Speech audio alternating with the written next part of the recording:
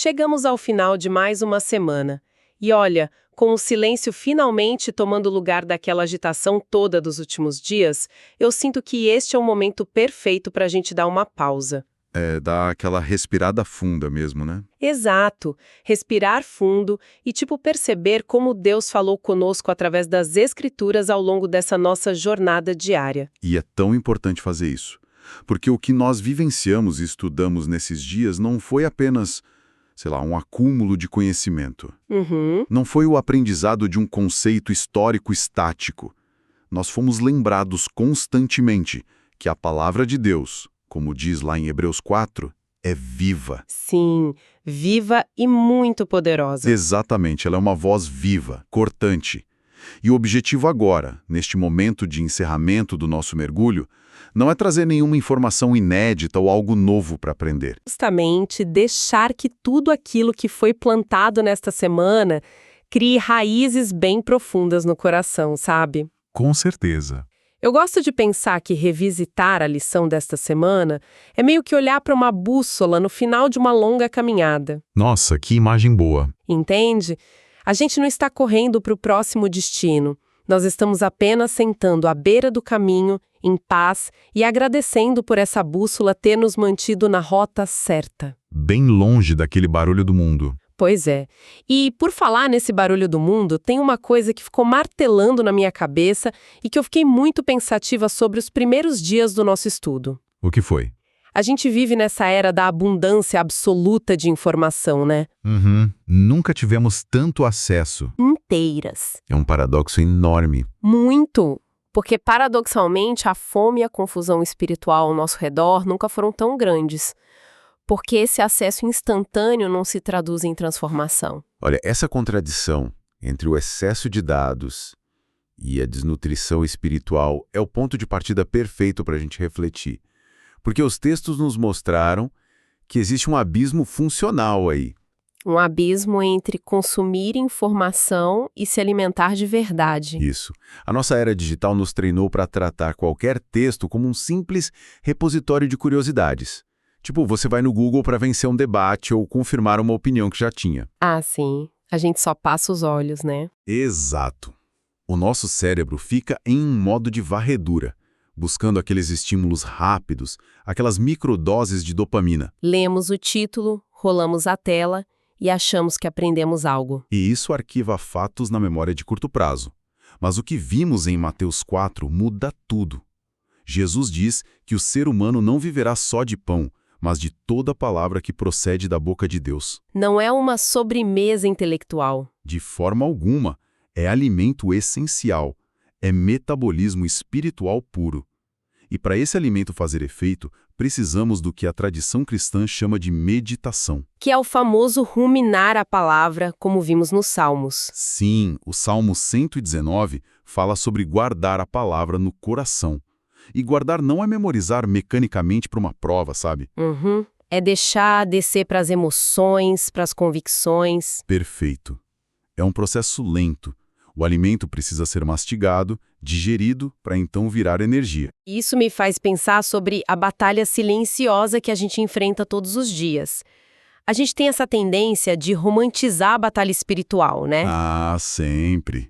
Imaginando combates épicos. Sim, tipo anjos, demônios, dilemas morais de cinema caindo sobre nós, mas a realidade é de uma sutileza muito maior. E foi isso que me impressionou na lição. A maior batalha espiritual acontece no sofá da sala. Exatamente. Naquela fração de segundo, naquela decisão silenciosa entre abrir a Bíblia ou continuar rolando o feed do celular infinitamente. E a eficácia dessa tática do inimigo é assustadora, se a gente parar para pensar. Ele não precisa criar argumentos intelectuais super complexos para nos convencer de que a Bíblia é falsa. É verdade. Isso daria muito trabalho e talvez até fizesse a gente estudar mais. Exato. A estratégia mais letal hoje em dia é simplesmente criar um desvio contínuo de atenção. Porque a atenção é a moeda da nossa devoção. Nossa, isso é muito profundo. Para onde a atenção vai, o coração segue. É inevitável. Se a palavra é a nossa maior arma e o nosso alimento diário, a forma mais fácil de matar um cristão de fome é mantê-lo cronicamente distraído. Mas Peraí, vamos colocar um pouco de pressão nessa ideia. Eu quero ser bem franca aqui. Quando a gente fala dessa batalha silenciosa e culpa o celular, será que a gente não está só terceirizando a nossa falta de disciplina? Como assim? Tipo, é muito conveniente eu dizer que a culpa da minha fraqueza espiritual é do algoritmo da rede social, entende? Isso não seria só um problema moderno de déficit de atenção travestido de linguagem espiritual? Olha, essa provocação é excelente. E a resposta exige que a gente olhe para a condição humana, não só para a tecnologia. Porque a tecnologia é neutra, no fim das contas. Totalmente neutra. Mas ela é desenhada de forma brilhante para explorar vulnerabilidades antigas da nossa natureza decaída. Ah, interessante. Blaise Pascal, o filósofo francês, disse algo incrível no século XVII. Muito antes de existir internet, Wi-Fi, celular. Ele dizia que todos os problemas da humanidade derivam da incapacidade do ser humano de sentar-se quieto em um quarto sozinho. Nossa, século XVII. Sim. O celular é só a chupeta tecnológica mais recente que a gente usa para anestesiar um vazio que já estava lá. É, faz todo sentido. A gente tem aversão ao silêncio. E a presença de Deus muitas vezes exige esse silêncio. Um cérebro viciado em um estímulo novo a cada 15 segundos simplesmente não consegue suportar a quietude necessária para ouvir a Deus. Contra tudo que a nossa cultura moderna defende. Nós vivemos na era do relativismo absoluto. A famosa era da minha verdade, né? Exatamente, a minha verdade virou um dogma inquestionável. E aí, como é que a autoridade das escrituras, que foi tão central nos estudos desses dias, lida com essa mentalidade fluida? Colide frontalmente. E eu acho que esse é o ponto de maior fricção para quem lê a Bíblia hoje em dia. O relativismo ensina que a verdade é baseada em sentimentos internos. Se eu sinto que é certo para mim, acabou. Ninguém pode contestar. Mas a Bíblia não é um cardápio de sugestões, né? De forma alguma. O apóstolo Paulo, em 2 Timóteo, afirma que toda a Escritura é inspirada por Deus. E Jesus, em João 17, ele não diz que a palavra contém verdades úteis. Ele diz, a tua palavra é a verdade. É uma reivindicação de monopólio sobre a verdade absoluta. E isso ofende muito nosso ego moderno. Ofende demais. Eu fiquei pensando em uma analogia para tentar visualizar essa nossa resistência. É tipo assim, imagina que estamos dirigindo um carro em uma estrada desconhecida. Nós temos um GPS de altíssima precisão calibrado lá no satélite, mas a gente insiste em colocar esse GPS no mudo. Ah, sim. Porque a voz continua mandando a gente fazer um retorno. E a gente não quer fazer o retorno. Exatamente. A gente prefere continuar na estrada errada só porque a paisagem tá bonita. E admitir que a gente está na direção errada exigiria muita humildade. A gente troca a precisão do destino final pelo conforto momentâneo da viagem. Essa analogia é perfeita para ilustrar a nossa rebelião. Queremos os benefícios da viagem, a paz, a alegria eterna, mas queremos ser nós a ditar as regras do caminho. E é muito irônico, se a gente pensar bem, no relativismo. Muito.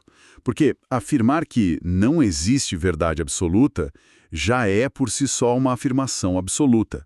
É uma contradição lógica gritante. Exige-se que todos aceitem absolutamente a regra de que não há regras. E, psicologicamente, o peso de ser o criador da própria verdade deve ser esmagador. E é. Quando a pessoa vira a autoridade máxima do que é certo e errado na própria vida, ela perde a âncora. O resultado não é liberdade, é ansiedade crônica. É a exaustão de ter que redefinir os próprios valores todo santo dia. É aí que o conceito de submissão à palavra entra como um resgate da nossa sanidade, não como uma prisão. E tem uma frase da lição desta semana que me pegou de jeito, eu até anotei aqui. Não sou eu que interpreto a palavra, é a palavra que interpreta quem eu sou. Nossa, essa frase muda tudo. Muda completamente, porque na escola a gente aprende a ler os livros sendo o crítico, o juiz da obra. Mas a Bíblia exige que a gente desça da cadeira de juiz e sente no banco dos réus. Essa troca de cadeiras é a essência da autoridade divina. A Bíblia nos lê. Ela disseca os nossos motivos egoístas, revela as fraturas ocultas do nosso caráter. Claro, isso não significa desligar o nosso pensamento crítico. Não, Deus nos deu a razão por um motivo. Exato. A fé bíblica não é cega, ela é iluminada. A verdadeira sabedoria é quando a nossa razão decide se alinhar à verdade de Deus, em vez de tentar consertá-la. Mas sendo totalmente franca sobre o impacto emocional disso, se a Bíblia é esse espelho de alta definição, sem nenhum filtro de rede social, isso pode ser incrivelmente desanimador na prática diária. Entendo perfeitamente o que você quer dizer. Tipo, se eu acordo decidida a ser paciente, a refletir o caráter de Cristo, e antes da hora do almoço eu já falhei miseravelmente nisso tudo. A clareza dessa verdade absoluta parece mais um peso esmagador do que libertação. Como a gente lida com essa frustração, né? Sim, como não transformar a palavra em um fardo insuportável de culpa diante das nossas falhas? Essa é, sem dúvida, a questão mais dolorosa da nossa caminhada. E a resposta que a lição nos trouxe nesses últimos dias nos joga direto nos braços da graça de Deus. Ainda bem. Pois é. O antídoto para esse peso está em entender quem opera a transformação. Lá em 1 Coríntios, capítulo 2, vemos que a compreensão espiritual não depende da nossa genialidade ou força de vontade. Depende do Espírito Santo? Inteiramente do Espírito Santo operando num coração humilde. A frustração que a gente sente ao olhar para esse espelho e ver as nossas falhas não é o fim da linha, é o começo da operação da graça. O propósito da palavra não é nos humilhar para destruir a gente, mas nos humilhar para nos curar. Olha, o que você está dizendo é que o próprio incômodo com a nossa falha já é uma prova de que não estamos espiritualmente mortos. Exatamente isso. É tipo uma pessoa que sofreu um acidente feio e está sentindo uma dor aguda na perna. A dor é terrível, mas, do ponto de vista médico, é uma excelente notícia. Prova que os nervos estão vivos. Perfeita analogia. Uma leitura médica precisa da nossa anatomia espiritual. Lê a Bíblia e simplesmente dá de ombros. Não sente peso, não sente culpa, não tem desejo de mudança. Fria indiferença. Isso. Então, o simples fato de sentirmos o peso da nossa inconstância, de ficarmos frustrados por não ler tanto quanto queríamos, já é evidência do Espírito Santo ativo em nós. E aí entra aquele conforto lindo de Lamentações 3. As misericórdias do Senhor se renovam a cada manhã. Sim. São elas a causa de não sermos consumidos. A gente não lê a Bíblia para acumular méritos e impressionar a Deus. A gente lê porque a gente é falho e precisa desesperadamente que a mente de Cristo substitua a nossa. É uma quebra de paradigma total, porque a constância espiritual que nós tanto buscamos e que estudamos na lição não é um histórico perfeito de dias sem pecar. Não é um gráfico sempre subindo. Não. A verdadeira constância é a disposição teimosa de voltar. Voltar a abrir o texto no dia seguinte é uma queda. Voltar a orar mesmo quando a mente está parecendo um vazio. E entender que não somos nós, pendurados pela ponta dos dedos, tentando escalar um abismo para alcançar a aceitação de Deus. É Deus, pelo seu Espírito, nos segurando firme e nos puxando de volta para a mesa dele todos os dias. Que paz que isso traz, nossa. Traz uma paz imensa, porque a transformação do nosso caráter não é um projeto de autoajuda solitário. A Bíblia é só o instrumento que o Espírito usa para nos esculpir. Nós só precisamos diminuir as nossas defesas e deixar as virtudes de Cristo entrarem. E ao revisitar tudo o que nós vivenciamos ao longo desta semana, a grande lição que fica gravada é justamente essa segurança. Nós não somos quem deveríamos ser ainda. Tem muito entulho para tirar, muita distração para vencer. Muito orgulho para ser quebrado. Muito. Mas, pela graça, nós definitivamente já não somos quem éramos. A palavra plantada nunca volta vazia. Ela sempre cumpre o propósito, sempre. E essa certeza de uma obra invisível e contínua é o lugar perfeito para ancorarmos a nossa mente hoje. Para fechar essa nossa reflexão, tem um pensamento da lição de sexta-feira que sintetiza tudo.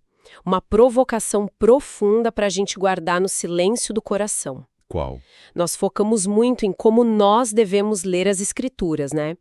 Mas o verdadeiro ápice da maturidade espiritual acontece quando rola uma inversão maravilhosa. Quando a palavra passa a habitar tão profundamente em nós, que é a nossa própria vida que começa a falar por Deus. Sensacional. A Bíblia deixa de ser apenas tinta no papel e passa a ser lida pelo mundo através das nossas atitudes, da nossa ética, da nossa paciência, do nosso amor. É o milagre da assimilação do alimento. O alimento se tornou o próprio corpo em movimento. Que esse processo seja a realidade de cada um que acompanhou essa revisão conosco hoje. E que todos possam descansar sabendo que aquele que começou a boa obra é fiel para terminá-la. Não haveria forma mais cristalina da gente concluir nosso tempo. A bússola fez o seu trabalho perfeitamente nesses últimos dias. Ela nos realinhou, nos corrigiu e apontou para o norte verdadeiro, que é Cristo. E a sua graça inesgotável. Que o fechamento desse ciclo traga um descanso absoluto. Não apenas físico, mas aquela paz profunda de uma alma que sabe que está sendo cuidada por Deus. Amém. Que a voz viva das Escrituras continue moldando os nossos passos. Fiquem em paz e até a nossa próxima oportunidade de olharmos juntos para a palavra, se Deus assim permitir.